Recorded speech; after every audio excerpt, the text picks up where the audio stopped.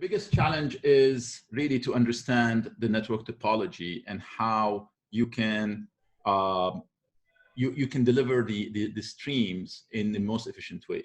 Uh, I, Gamers, they care a lot about the smoothness of the game, how the images are displayed on their screen, but also about the reactivity. If I press the button on my controller or on my keyboard, the action needs to take effect immediately.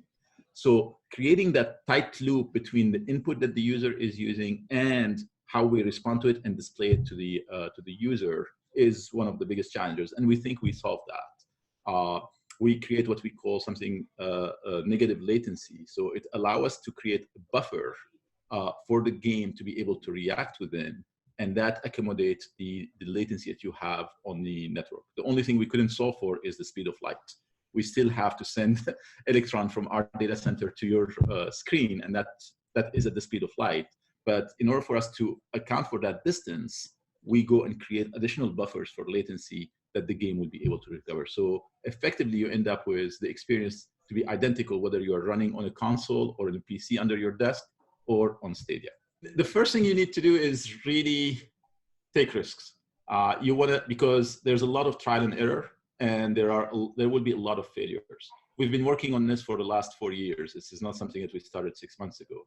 And definitely we had our shares of failures.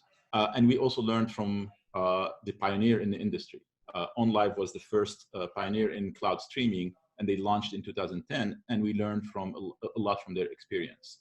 So as a CTO, you need to say, I'm willing to take risk and I'm willing to try new things. And if some of them fail, well, I learn from that. It's not a bad thing to fail. And this is actually something at Google we take very seriously. You learn always from your failure. The other thing is, it goes again to iteration. You need to build a very quick iteration loop where you can experiment with things, capture data, and learn from this data and iterate, improve your process. We did this at very large scale last year with Project Stream, where we launched a trial in the US for a very large number of users with our partner Ubisoft and Assassin's Creed Odyssey, the game. And we got a lot of data. We learned a lot about a user Wi-Fi environment. We learned a lot about networking in the US. We learned a lot about how you can get that efficiency in distribution of high-end games. And that is helping guide our design and our development for Stadia.